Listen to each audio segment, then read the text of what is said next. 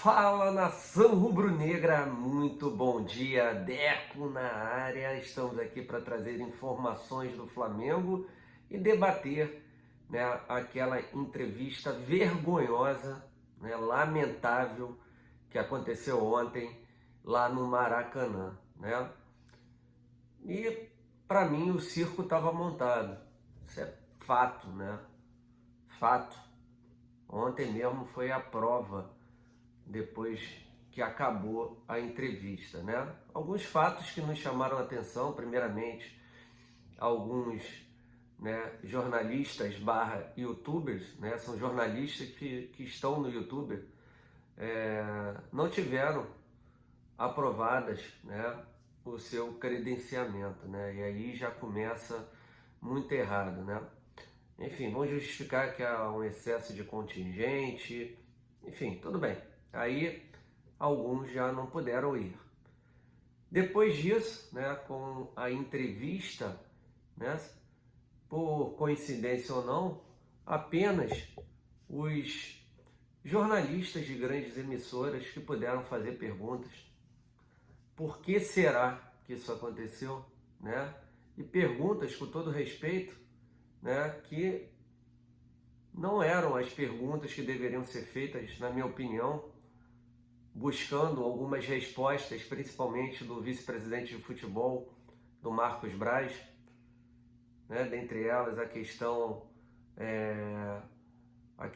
do negócio lá do Sócio Rio, né? Da votação do Sócio Rio e de outras perguntas mais pesadas, né? para o vice-presidente de futebol, o porquê do departamento de futebol não ter um gerente específico para ficar no ninho do urubu, um cara que entenda do assunto, o porquê de tantos erros, né, na hora das contratações de treinadores, né? Pautaram, né, gente? Pautaram, tá na cara isso, né? Pautaram. A pergunta mais forte, com todo respeito, foi do Cícero Melo. Essa incomodou, da ESPN. Mas o resto, né, ficou muito confortável, né? E dá para ver nitidamente que o Paulo Souza, diferentemente do que foi essa entrevista, estava totalmente desconfortável, né? Falou algumas situações que na verdade não ocorreram. O Flamengo criou muitas jogadas, que o Flamengo dominou o Goiás, isso é fato. O Goiás teve oportunidades para ganhar do jogo, empatar o jogo ou tentar virar o jogo? Não. Só teve o lance ali do Apodi, né? Realmente é um time muito pobre ofensivamente, um time que jogou com uma linha de 5, uma segunda linha de 4, apenas o Pedro Raul à frente, fazendo uma marcação muito recuada, jogando com as linhas muito próximas, né? O Flamengo fez um bom primeiro tempo, na verdade, para mim, um muito bom primeiro tempo, com uma escalação dos sonhos para o torcedor rubro-negro, e a leitura, né, do Paulo Souza no início da partida, quando ele deu a entrevista, foi perfeita. O porquê de colocar, né, o Pedro e sacar um dos volantes, né? O Flamengo precisaria, né, de igualdade numérica ali com os jogadores do Goiás, né, incomodando, né, principalmente os três zagueiros, né? E com isso ele trouxe o Gabi, né, para ser um elemento surpresa, para fazer a armação da jogada, junto com a Arrascaeta, com o Everton Ribeiro, né? E o Flamengo foi muito bem no primeiro tempo, né? Foi aonde o Flamengo despontou. Só que vem o segundo tempo e tem dois grandes problemas. Quais são esses dois grandes problemas? O primeiro deles, a questão física do Flamengo. O Flamengo vem caindo muito na questão física. O preparo físico do Flamengo está esquisito e isso não foi perguntado na entrevista coletiva, né?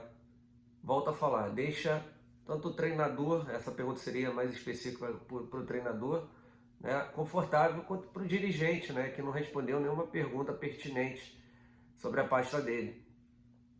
Então, esse é o primeiro problema, a preparação física do Flamengo, que está ruim, isso é nítido, o que está acontecendo, se só a preparação física está ruim, se jogadores não se cuidam fora de campo, né, volta e meia você vê jogador em festinha até madrugada,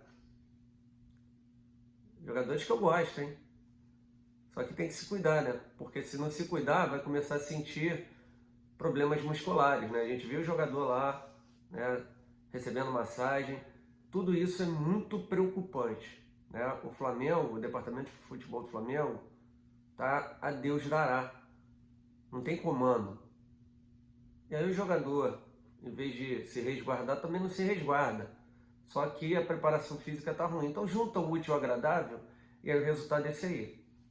Né? Jogadores cansando com 10 minutos do segundo tempo, 15. E aí vem o segundo problema, que são as substituições do treinador Paulo Souza. E a primeira delas, para mim, fez com que o Flamengo caísse e muito de rendimento. Fizesse com que o Goiás gostasse do jogo, porém o Goiás não tinha nenhuma força ofensiva, por mais que o treinador Jair Ventura tentasse mudar as peças. Não tem peças, também não é dele, o DNA dele é um DNA reativo, DNA que espera o adversário, que tem pouco contra-ataque, que é um treinador que chega muito pouco. Só você pegar o número de finalizações do Goiás não chutou uma bola gol do Hugo, não chutou. Então é um time que tem muitas dificuldades, né? E essa modificação, essa saída do Everton Ribeiro para a entrada do Andréas Pereira com uma característica totalmente diferente. O Andréas não fecha o lado direito da nossa defesa, isso aí abre um espaço maior para o adversário poder atacar ali, e com isso o Mateuzinho fez uma ótima partida ontem, para mim a melhor partida dele em 2022, acabou ficando mais sobrecarregado ali, e o Flamengo teve um pouquinho mais de problema, sem contar que o Andréas criou o quê? Nada, criou absolutamente nada. O Flamengo ficou pobre ofensivamente, em criações de jogadas, devido ao quê? A questão do cansaço do Bruno Henrique e do Arrascaeta, que vem se cansando já, né, constantemente e rapidamente.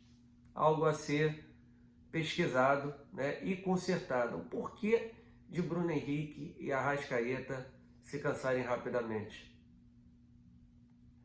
A comissão técnica tem que dar uma resposta rápida para isso. Né? Por que da má preparação física de alguns atletas, especificamente desses dois jogadores? São jogadores importantíssimos. Para mim, são os jogadores mais decisivos do Flamengo. Os dois, para mim. Bruno Henrique e Arrascaeta.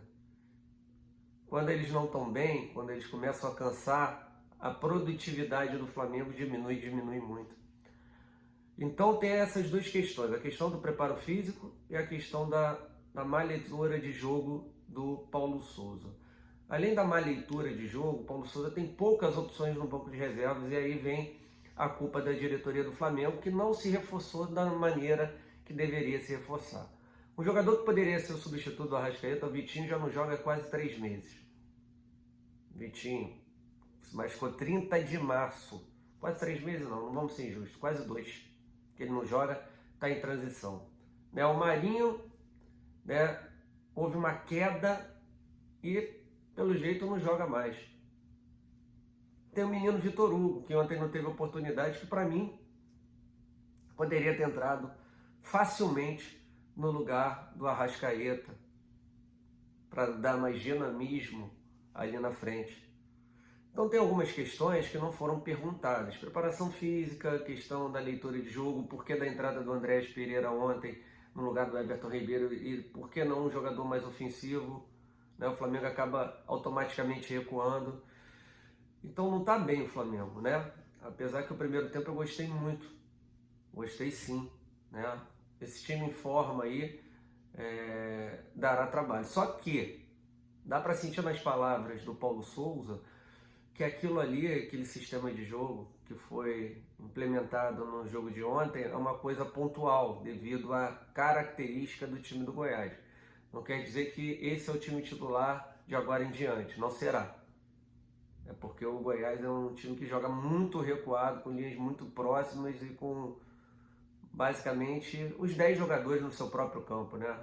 O jogador mais próximo do gol adversário é o Pedro Raul, que joga ali na linha do meio de campo.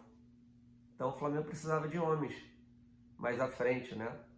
Então, nesse ponto ele acertou e acertou bastante. Só que não tivemos perguntas conforme essas que eu falei para você. Por que da saída do Everton Ribeiro, a entrada do Andrés Pereira? Né? Por que o time fica muito cansado? Isso aí para o treinador. Para o dirigente, foram aquelas que a gente debateu aqui. Por que ele não contrata um gestor de futebol? Qual o problema? Por que o Flamengo vem perdendo ótimos profissionais? Isso tudo deveria ser perguntado ao vice-presidente de futebol do Flamengo. Não perguntado a ele, como fizeram, com todo respeito à pergunta, mas se ele preferiria o brasileiro ou a Libertadores. Ele fala que o brasileiro tem mais charme. Ficou cômodo para ele responder essa pergunta. Não teve pressão nenhuma nessa pergunta, gente. Não teve pressão nenhuma. Né? Nós que iriam fazer a pergunta se o Paulo Souza está prestigiado, né? Está prestigiado, e aí, lógico que ele vai falar, não, ele está conosco. Quantas vezes a gente escutou dirigentes, não só do Flamengo, como de outros clubes, falando que o treinador da equipe está prestigiado. É exatamente isso. E novamente ele iria falar, né? E aí perguntaram ao Paulo Souza se ele estava confortável, se ele sentia. Ele falou, lógico, que os dois do meu lado. Ele chamou até o Marcos Braz de touro, né? E o Bruno Spindler de atleta. Enfim, coitado, tentando criar um clima agradável ali, né? Mas você vê que ele está totalmente desconfortável, né? Que ele não vai pedir demissão, que ele só sai do Flamengo mediante a uma demissão para ganhar multa rescisória, até porque ele pagou, como ele mesmo disse, para sair da Polônia para vir para o Flamengo. E aí vocês acham sinceramente que o Paulo Souza vai pedir demissão? Vai perder dinheiro? Vai ficar 6 meses aí, né, sem receber? 7, né, no caso? Não, não vai. Não vai. Então, acabaram formando, né, um circo ali. Foi uma palhaçada o que aconteceu ontem naquela entrevista coletiva, né? Só perguntas fáceis de serem respondidas, sem nenhuma pressão. O vice-presidente respondendo o que quer, o CEO não falando nada como sempre, né? Só ao lado, né? Por quê? Porque o nosso Spindle, né, o nosso CEO, né, o Spindle, ele é um cara que é bom em negociações, apenas isso. Ele não tem como responder campo e bola, não é a dele. O Flamengo precisa para ontem do gerente de futebol e não foi perguntado, né? Não foi perguntado. Poderiam ter perguntado ao Braz se ele está feliz com as críticas que vem recebendo da torcida do Flamengo, que novamente acabaram o xingando, né? Ele, o Landim, ele tá se sentindo feliz com isso? Para ele, pelo jeito, entra pelo ouvido, sai pelo outro, e tá tudo bem, tá tudo certo, né? Porque o momento de pressão em cima dele seria ontem, e armaram todo um esquema para que isso não acontecesse, tanto que no final da entrevista coletiva tem um jornalista do Antenados no Jogo, acho que é o nome do portal dele, jornalista / youtuber, tá? Essa palhaçada de youtuber, todos os caras que estão ali respondendo, né, que são youtubers, são jornalistas, todos, dentre eles eu, quando eu tô lá. Então tem essa de querer minimizar o profissional, porque é youtuber. É porque sabe que as perguntas do jornalista / youtuber, que são pessoas independentes, trabalham para si próprio e não tem rabo preso com ninguém, farão a pergunta que eles não querem receber. É isso. Isso está na cara.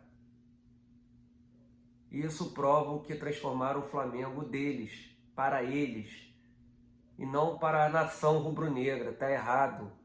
Eles não são donos do Flamengo. O dono do Flamengo é a nação rubro-negra.